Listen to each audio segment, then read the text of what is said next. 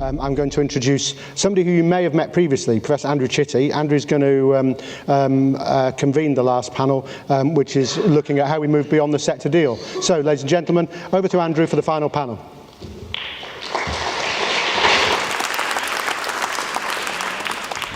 Okay, thanks, Anthony. So, yeah, final panel. Really interesting day. We will try to keep this interesting as well. So, what we're talking about is beyond the sector deal, because where we're at the moment, and indeed the funding for one of these for the clusters program and also the immersive program that we're working through at the moment, they both come out of a vision of growth in particular important sectors like the creative industries, driven by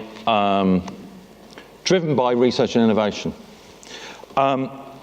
Now that's a first for us in the creative industries. That kind of model has been used across all other industries as well. But bringing these together is around the creative industries it's a start. But I guess what I want to discuss with my expert panel here is where we go next. So if this is a start, if this is, as I think Sir Peter Bowser said first thing this morning, we're on our way, where are we going is always a good thing. So what I've got here is a panel. Now, the first thing to point out is that even the amazing production team I work with can't cope with changing the slide when someone suddenly falls ill. So Andrew Thompson isn't with us, but is ably deputed by Alex, who's had about 5 minutes to prepare for this.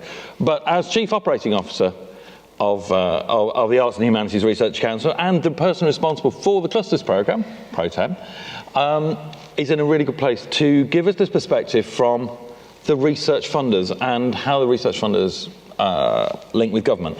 We've then got two of the leading, most interesting, I think, creative businesses who are heavily R&D focused. So John Cassy from Factory 42, now Whitley from Marshmallow Laser Feast. I know it's always difficult for everybody else, and I think you did that deliberately, to be honest.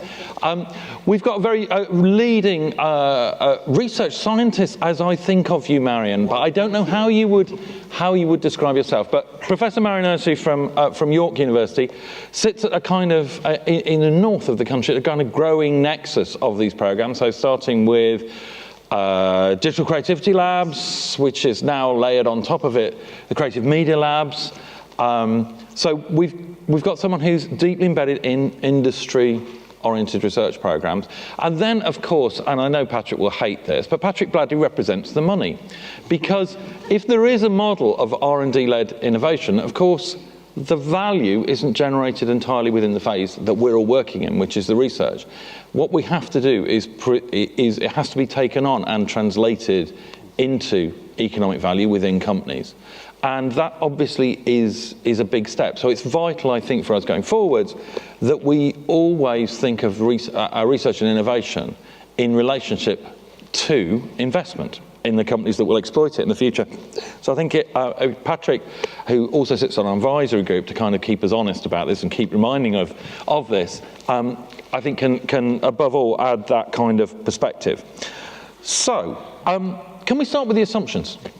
So the assumption underlying all this is that research and development, research and innovation drives economic growth. But I want to just have a look at that from your different perspectives. So let's start with the unproblematic one, from the research perspective.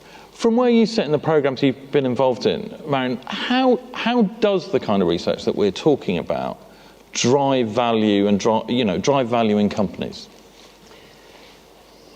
This was the unproblematic start. This is a question that I wasn't briefed about, so I'll improvise. It's this label that we've used in the past, knowledge transfer. There's a lot happening in universities, and that has to find a channel into the industry. And I think the mechanism that we have here with the Creative Industries Clusters program, with the Digital Economy program earlier funded by the AHRC, these are clear mechanisms that allow that link, that at least in my experience, in the past, wasn't made. So ad hoc, accidentally, in the past, certain research results made it into the commercial sector or the third sector. But now we have dedicated mechanisms for doing that, and I think that's the value that this program brings. And when because you work on, you've got lots of projects where you're working with industry as well. How about a knowledge transfer? To me has always seemed kind of slightly problematic, because it kind of imagines there's all this knowledge locked up in universities. They know everything, and the poor united businesses should inherit that some. So how does it materialise? Yeah. So how does it materialise, and how does it change it if the businesses are involved from the start? So they're saying what the problems are. Again, I'm going to go to all sorts of established labels, and I hate myself for that, but it's the term. It's not very you, to be honest. Well, thank you. Co-creation is the term. And to give an example, we've had now 3 years of operation of digital creativity labs at York. We have over 100 companies involved in the digital creativity labs. They come to our meetings, they come on one-to-one meetings, they come for advice. Of course, you need to establish that reputation of a place, a center, where industry can seek inspiration and advice. Then we as academics reach to the industry to understand the challenges we want to work on, and we formulate very clear, specific projects centered around very specific challenges. And then we execute those. And if you deliver, then you gain the credibility of the industry, who then come, and it's kind of amplifying process. And it is indeed buzzing, it is fantastic. It's not always the norm in the arts and humanities, as I find. I'm a computer scientist at heart, and just found my place in the humanities. We have the model of the sole researcher in the arts and humanities, but what we do here in the connection with the creative industries, I think that the methods that we have in this program are essential. Now, can I turn to you from the business perspective? So you describe yourself, and I think, really recognised for Marshmallow Laser Feast being a kind of very innovation-driven, research-driven company. So that interaction with universities versus your own way of doing R&D, how does that work? It's a good question. And does it always work? Like, it does, for sure, I think, but it's also complex because, and we've mentioned this to a few people, we're often, as a studio, driving for a solution, a creative solution. So we do research because we often the tool doesn't exist in the world that we want in order to make the experience we want. So we find the way to make that happen. And we did that just with ourselves and inside the studio for a long time. And then we started thinking, hold on a second, there's an opportunity here to work with research institutions to go beyond, or to kind of do dedicated R&D rather than kind of project by project R&D. And it's been really interesting, and also culturally kind of really interesting to learn about the practice of R&D in different scenarios, with just different people who approach research in a different way. We're like, let's go, let's make this solution. As Anthony said before, R&D under pressure, not undue pressure, just the pressure of production to allow you to get to a place you really want to be. Because, when those constraints come in, it does allow you, we call it the happy accidents or whatever it might be. But when working with research establishments, they've often been like, we just need the space to do research. We need the time and space to go wrong, to fail, for things to just kind of not happen, and then to find another way through. And we're there going, oh my God, come on, and almost overproducing it. And that culturally it's problematic. And I think these opportunities that are arising, lots, and have done with the sector deal, are fantastic for us as studios. But we've learned an awful lot about how to best design the research. So, these kind of terms like critical path, I had never heard of before. And I'm like, oh, right, halfway through a 1.5 year long project. Yeah, you don't want to be critical path, okay. How do we deal with that? And we always find a way around, and we end up in a good place. But it's, I think, thinking about beyond, that kind of co-creation between industry and research could, and I'm sure there's better case studies than just what I'm talking about, but we could work through that even more, I think, together to really think about what works both for the business and the institution, but also the wider sector around, to kind of, so that benefit's really kind of embedded in all parties. John, I think I've always found our conversations really interesting because you come from, you won't be offended, I'm sure, by, you come from a really commercial place, and then you set up Factory 42 as a kind of production studio. Yeah. What are you looking for in terms of building value in the business? From relationships with universities or relationships with, as you've done with cultural institutions who are research organisations? Yeah.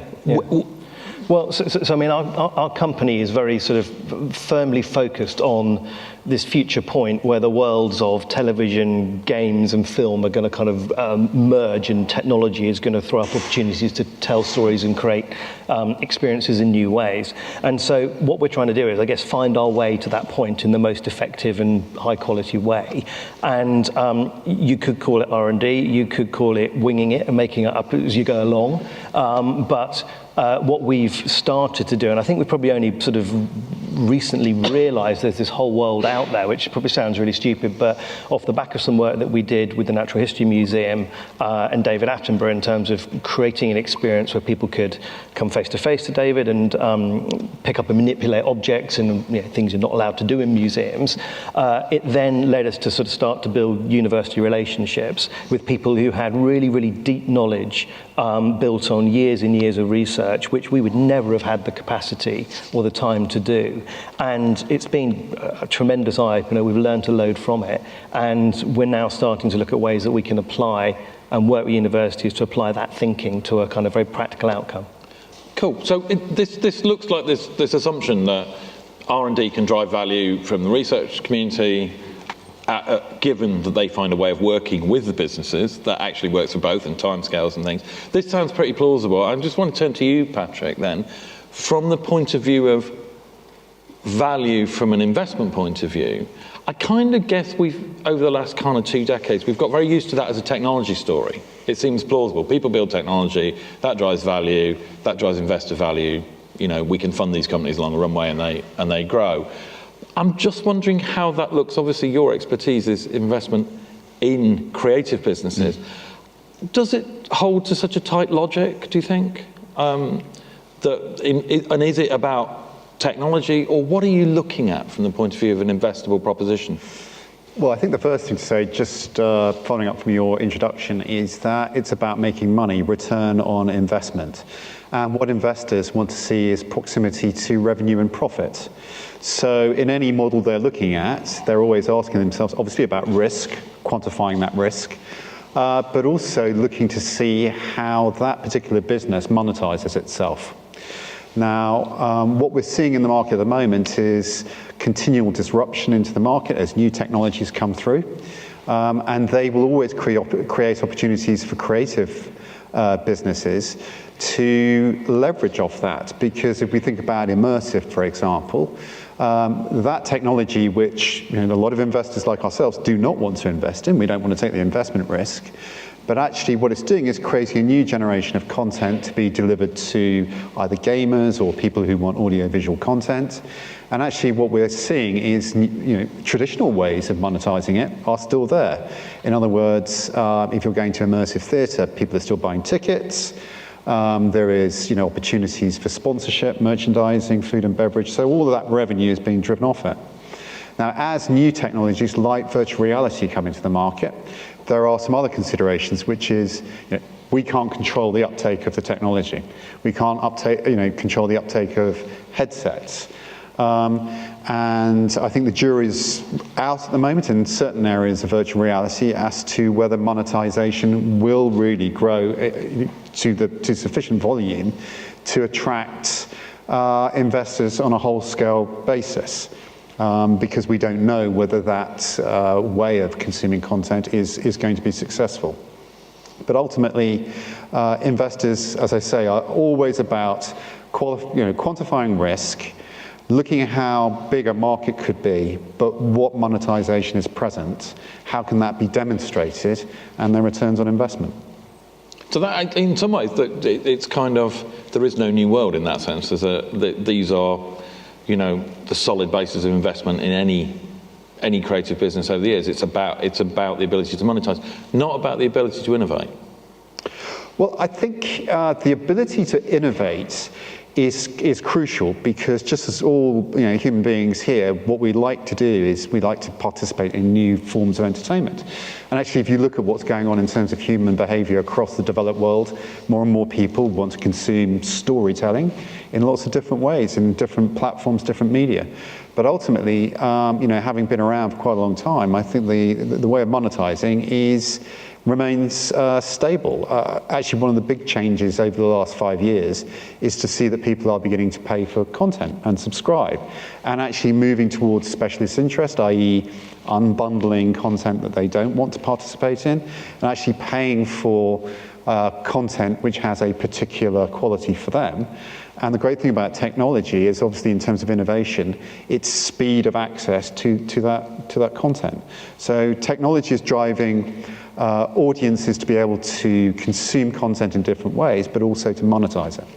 Okay, so that brings together quite a few of the things we've heard today, I think, particularly about which are the disciplines that drive some of that innovation. So before we leave the assumption things, Alex, I'm turning to you at this point. You knew this was going to happen. So it's often been described that what we're trying to do here is to fund research that's for the creative industries rather than about them. Do you think that still holds? And I suppose what I'm intrigued about is, after some of the things we've heard today, are we trying to supercharge a practice that's there, or are we trying to actually make a kind of new form of research, particularly in the universities? So I think my experience over the last year, as having been involved with Creative Industries Clusters programme, but also on the periphery of Audiences of the Future, is that there is demand for this. It is a very different way of thinking about it at times, and actually I think the very long process that we've been through with the Creative Industries Clusters programme shows that we have had to bring people with us with the different type of programme this is, especially for the Arts and Humanities Research Council. This is a different way of funding, so thinking about the sort of more R&D elements, the research for rather than about. But I think we can't leave totally the research about the creative industries behind. We need both. There are still some really big endemic issues which we don't understand, which actually we still need to be investing in. So things around diversity of the sector. I think, there have been comments about our panels again today. But actually, some of this is a bigger problem than a conference that we still need to do the research about. But we need both to come hand in hand. And actually, with the Creative Industries Clusters programme, we know there's the demand there. If we look at the 9 that we've funded, we can see that there are gaps. What I think we have as a challenge as a programme is how we can now work with this first cohort to share the learning, make sure that in the really, really strong cohort that we're building, we make sure it's permeable so that that learning can go out. And should we actually have the privilege of doing a second cohort, we can make sure that some of those areas which are showing perhaps as deserts within the map of the UK, we can make sure that there are the opportunities so that we're not just creating more of the same. Yep. We are actually making sure that there are other sectors, other regions that can benefit from the same research and development activities as we are bringing on with the programme. Yeah, and I guess one of the other areas there that's been threaded throughout the day is the mix of disciplines as well. So when we talk about this kind of the creative research side of it rather than the kind of for industry, and I'm just wondering how. Again, from a research and from a business point of view, how does that mix of how good are we at the moment of getting that right mix of disciplines together to do the kind of research and innovation piece, and also then to spread it into the businesses? Marian, you look like you want to go first. I always want to go first. We're getting better. But if we look back, I'm going to take a start the digital economy program that was funded by the EPSRC. We had to work within the remit of the EPSRC. And how would you describe that? Because not everybody's kind of... yes, I beg your pardon. We were... Feel free to caricature at this point. We were... No. Goodbye my funding. No, I can't do that. We can operate within the scope of technology development. But when it comes to form that complements technology development, EPSRC is not that happy to allow us to spend money. So let's say we make some new animation technique, but we can't make 2 or 3 games that illustrate that technique. And when this program was published, I thought, oh, godsend, because they complement perfectly. And the remit here was, well, don't push too much into technology, stay with the form. And I think quite rightly now, because there's a lot of tech, and there are giants that develop tech. So I think form lags behind the technology that is available. But still, there are some boundaries of the programs and of funding. So there is a tendency to converge, but I think there's more to do. And even when you apply for grants, you still have to stay within the boundaries of a research council or of specific programs. So I think those boundaries ought to be removed for proper innovation, because it's just this spiral, the dialogue between technology development and creative practice done quickly, dirty, do it, and don't force me to put any boundaries. And I think that's where the novelty comes from. Yeah, I mean, I would 100% support that from my point of view as well, that that way of working gets us to really exciting places, but obviously everyone has to justify why money goes to certain places and certain people, and so we understand the funding boundaries. I guess what's a shame is that we end up finding ourselves kind of going, oh, we can't really do that, and we can't do that, and then for us with some of the research funds we've had, that we're really grateful that we've managed to get them as a studio, have ended up putting us in a place of like, we've got this really interesting tech tool, an innovative tool, and we want to kind of make it a kind of production ready tool for other people to use and get it out there. But we're not an independent software vendor, as I sort of learned as an acronym recently. So I was like, okay, we don't really want to push loads of resources down there to scale our studio into providing that. We want to just keep using it and over the process of doing that, creating content, making experiences, get other people to use it as well and distribute it that way. And that's an interesting growth challenge of where research might leave you, or where you come at the end of a process, you go, great, don't know what to do with this, because it's not necessarily led me down the path, the strategy that us as a studio had in terms of growth. And that's something that we're working through at the moment, which is an interesting challenge and kind of a good challenge to have, but then it ultimately dictates your fundraising strategy, whether that be grants, investment, or whatever it is. So yeah, it's new. So that is an interesting growth challenge, isn't it? And I wonder where the kind of the R&D kind of model can help with that. I mean, John, you must find as well that you're operating at the edge of the technology. So it's quite hard, as Nell said, to be in a position where you're trying to create an experience, but actually you're having to glue bits and things together and platforms together underneath. So how do you, I mean, let's be honest, that's broken quite a few companies that I've known when they've gone from content to product. How do you decide which bit of the line, and do you think folk like Marian can help you? Yeah, no, I mean, I think it's one of the big challenges, which is particularly because a lot of the things we're talking about right now, if you took a sort of commercial view on them, a lot of them are sort of pre-market or at the verge of market. So it's how you actually make money. You know, we're a relatively new business, and you know, we've pretty much been self-funded since we got going, and so you're always concerned about cash flow and how you get funded, all those sorts of things. But I think it's, you know, there are certain truths which you've got to make sure you've got amazing people, and there's as much about aptitude as it is about expertise. But then if you can go outside of your company, where you will have a limit to the resources you have within the walls of your office, and work with organizations like yours or other partners out in the industry, I think that's when it starts to get really, really interesting.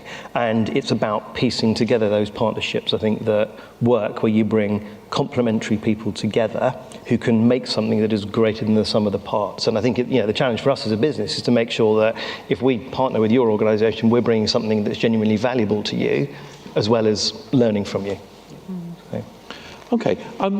So here we are. We're kind of an interesting point. So we're kicking off something. We kicked off something big today, and the sector deal itself has got that program in it. It's got Audience of the Future in it. It's got the Cultural Development Fund. So we've got into a position where I suppose the money on the table is somewhere north of £100 million of activity, and a large part of that, the vast majority of it, is these R&D programs. So there's a couple of things to ask. Alex, a lot of that has come from within this new driven by this new organisation, UKRI. Do you think UKRI knows where we're going to go next? I mean, I could understand it if you said, show us some results first. But do you think it would change the way UKRI thinks of the creative sector? So I think it builds on some of the points that the rest of the panel have been making around the multi and interdisciplinarity. I think bringing UKRI together, all the research councils plus Innovate together, gives us the opportunity to do some more novel, innovative things that really do go beyond those disciplinary boundaries. It also gives us a chance to look at our processes and make sure, actually, can we do things more speedily? Can we turn things around? The Creative Industries Clusters programme was a year-long process. That's not speedy. No. But it was quite speedy for universities. Apparently, we had lots of complaints when we were pushing it through that this was happening far too fast. But taking the learning from that process and making sure that we are looking at some of the other issues as well. Yes, we need results. We need that return on investment, because actually that's the strings that are attached to this money. Yep. This is about economic growth.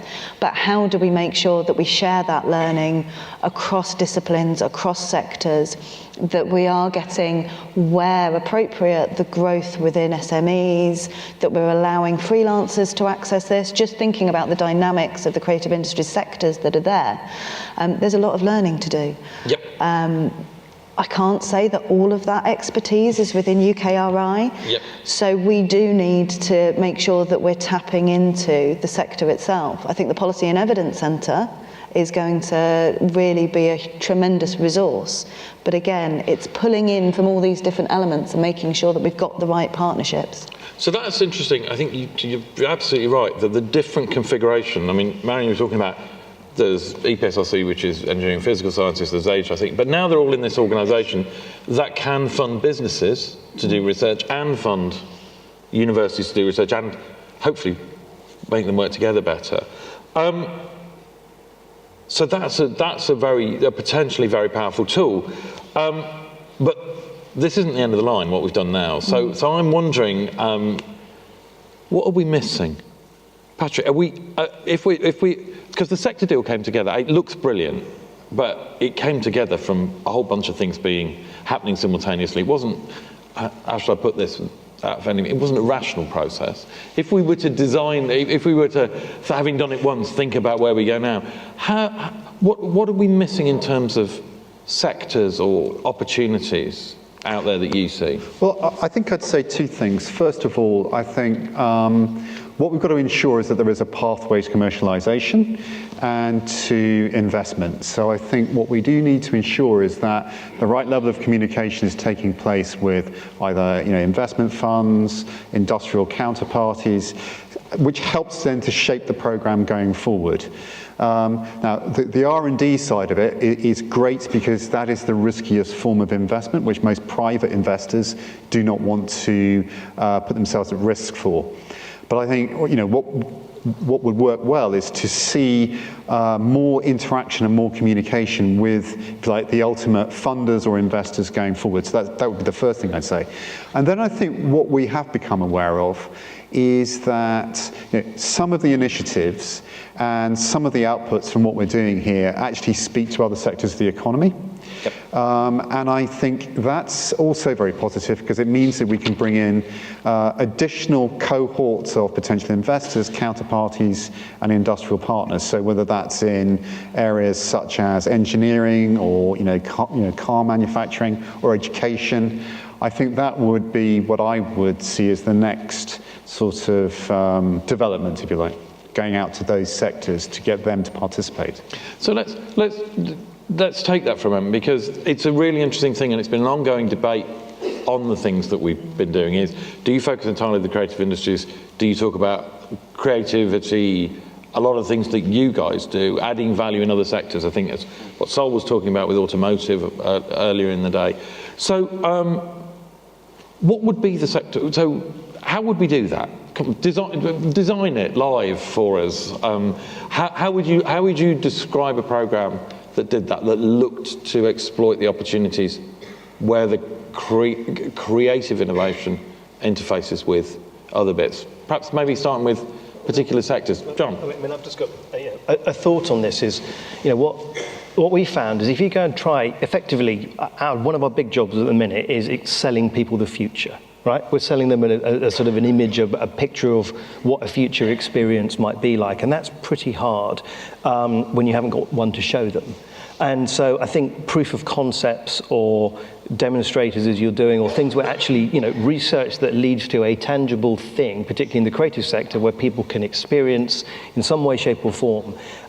When we went to get our Attenborough project funded, we had the most recognisable face and trusted person in Britain, and it still took us a year and a half to probably get the money to get that done. And in a way, that was completely understandable, because all we were doing really is waving a 2-page piece of paper under somebody's nose and saying, give us a load of money. And fortunately, they took the risk. And it was probably only when we actually delivered the thing that they realised what they had. And that then led to an institutional shift in what they were going to invest in immersive generally. And so I think that kind of proof of concept type thing is really useful. And also you can then take that into sectors outside the creative industries. Yeah, I 100% agree. And it's like how much, it's a bit of a content studio led thought, as you'll see, but like how much money does it really take to make something look really amazing?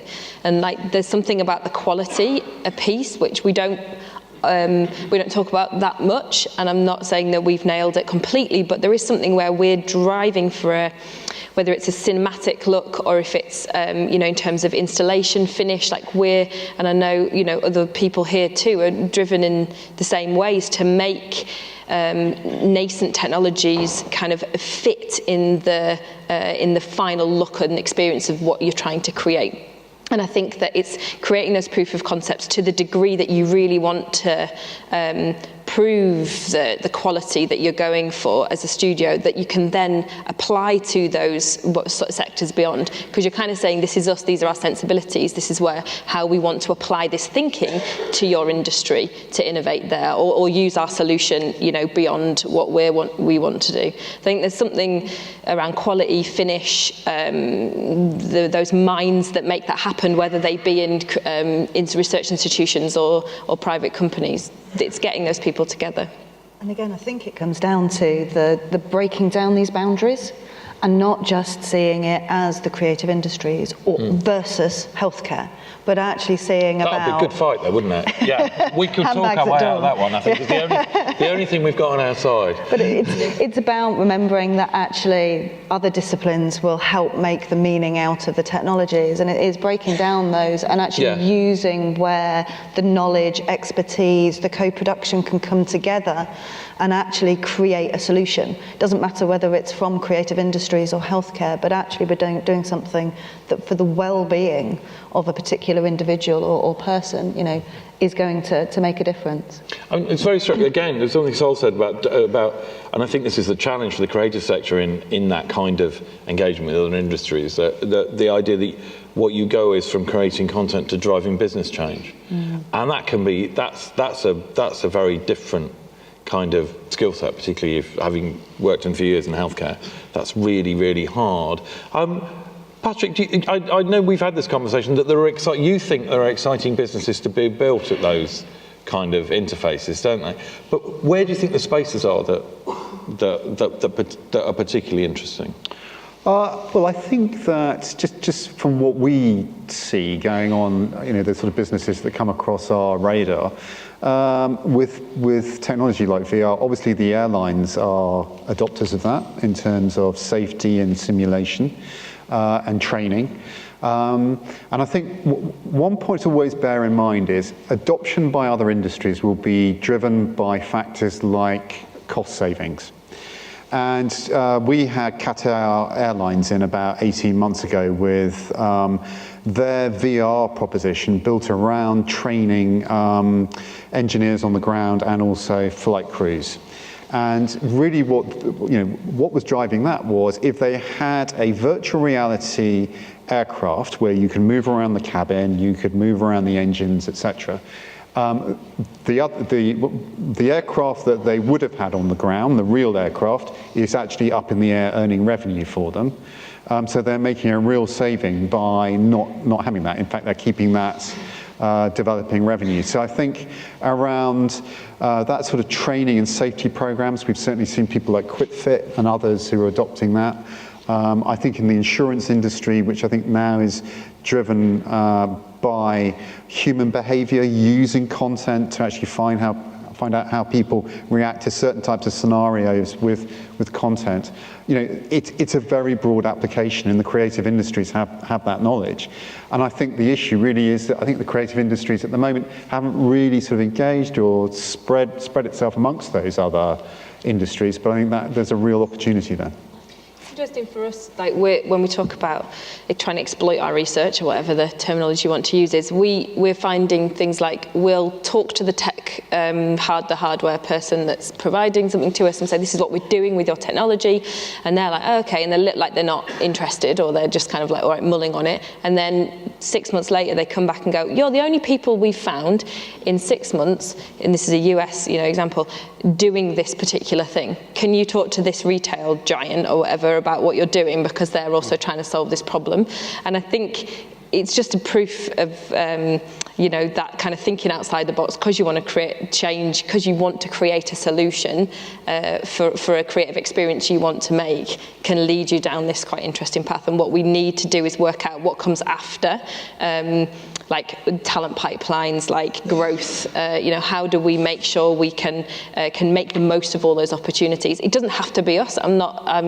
For us, we would rather collaborate with people beyond our organisation to kind of make sure we can take the opportunity and grow the UK economy in order to make the most of all those opportunities. But I think we can think differently, we can think creatively about that plan or those growth plans. And I guess, again, referring back to what Rachel Cooper was saying earlier on, is that maybe one of the problems there is about translation, and design is a language that you can use for that kind of translation. Are we missing any sectors? It's really interesting at the moment. So Marian, I know this is an area that you know about. So it's quite interesting. So I'm very struck by the strength of the kind of live performance sector in the UK. And are we missing something there? Because we haven't. I'm wondering why we've missed it so far. Maybe it's process. Maybe we weren't looking. Is it a research opportunity? I'm going to be a politician for a second. No, for 2 minutes. And answer a different question. This I've been waiting to see for a long time. I wanted to answer. I'll answer a different question. I want you to give a different perspective to what we do.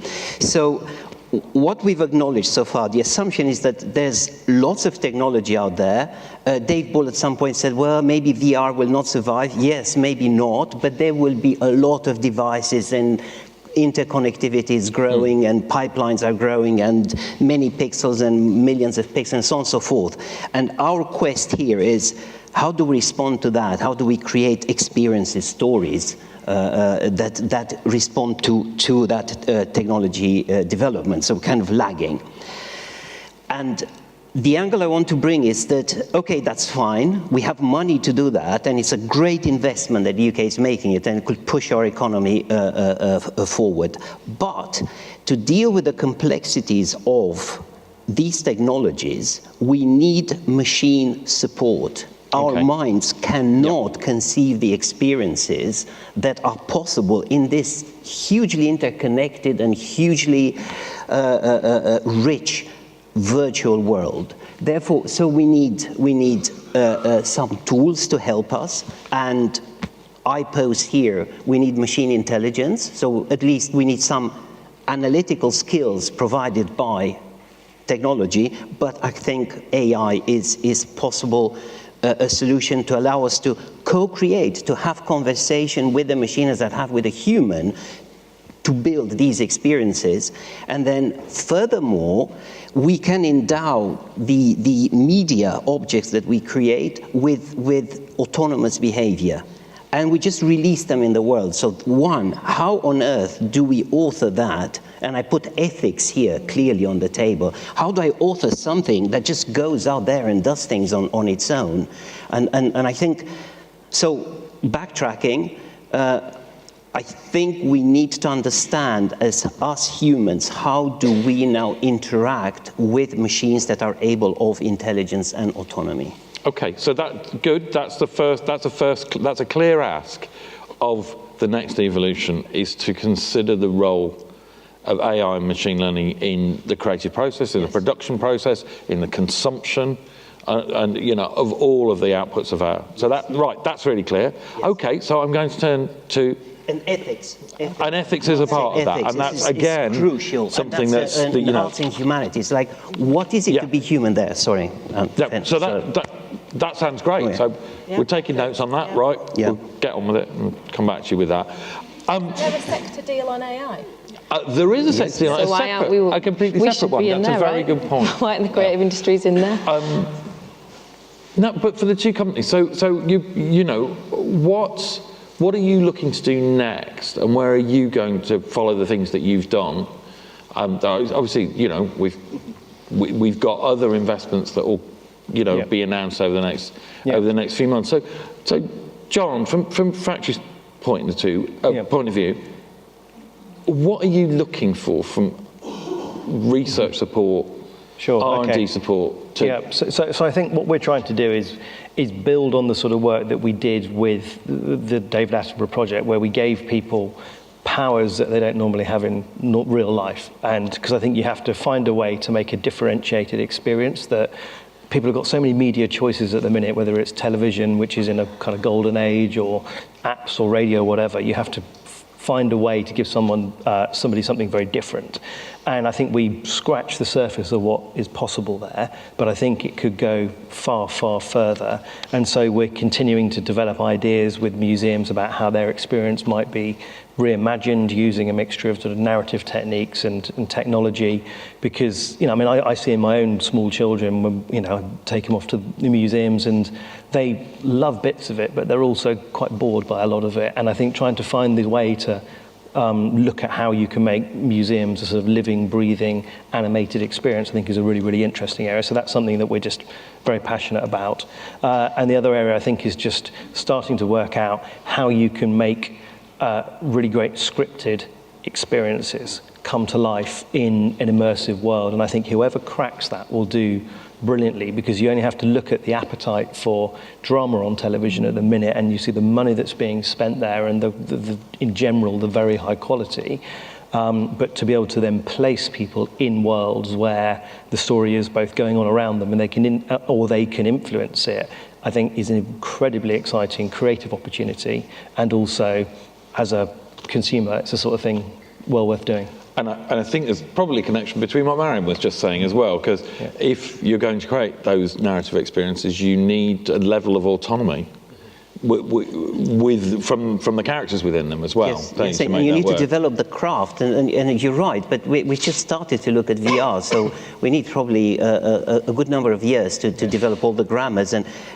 But I go back, we need dedicated tools, because the spaces of creation, the universe of creativity is really big now. And our human mind alone, I fear, is not sufficient, perhaps just in singular points here and there, but not as a sustained effort. And I think if we crack that, we're leading. Goodbye, USA. We're interested in, goodbye, USA. We're interested in a sort of creative inquiry around how are we more human. So in this world of automation, of ethics around that, and climate change, all these problems that we face. Ridiculous presidents. Like, how do we make sure that when we do create these experiences, that they are, and I completely agree with what John said about nailing narrative and those worlds that we can create those experiences for. But how do they remind us about what it is to be human, to have a human brain, to feel, to touch, to smell, all of those things that we try and put into our experiences, because ultimately we want to use machines, live with machines, however your perspective is on that, to make this world, this planet, be here for longer, become a beautiful, or return to a kind of richer place as it once was.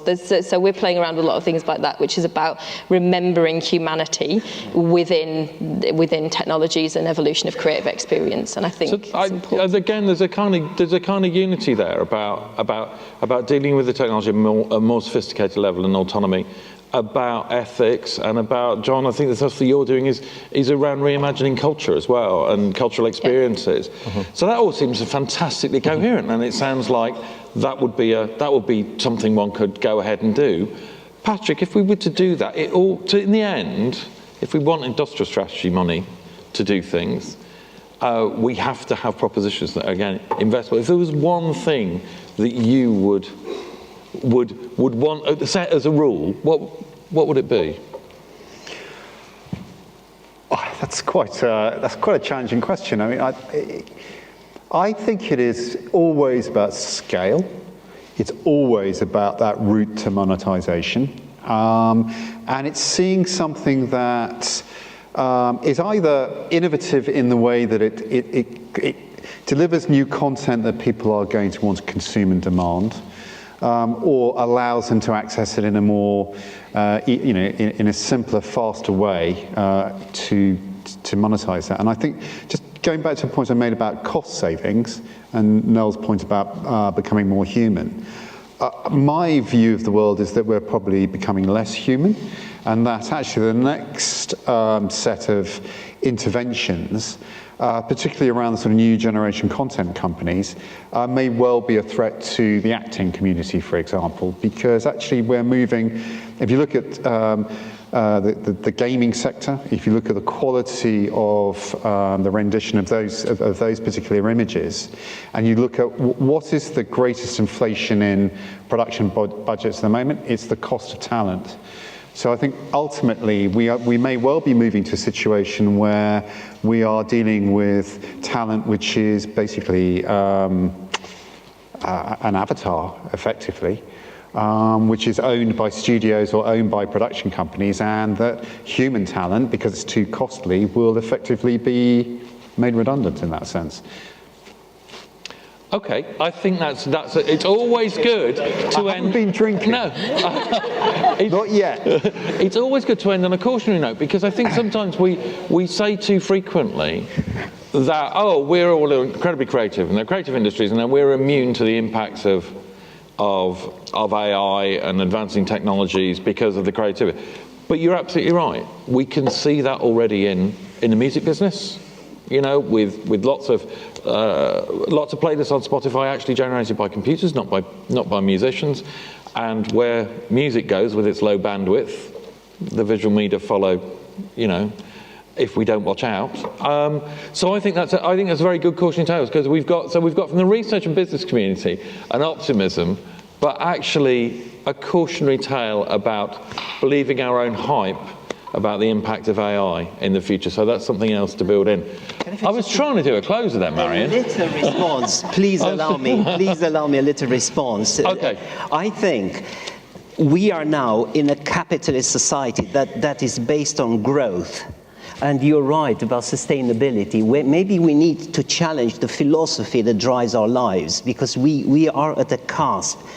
And it could be a qualitative change in the way we operate as humans. I think I wouldn't be worried if a robot or a virtual character is an actor, as long as I can enjoy and I can interact with it and with others. So I want to say that we, as a part of the arts and humanities consortium family, we need to look at the philosophical foundation of our living. How about that? How about that? Come on, that was a damn better closer than I can do.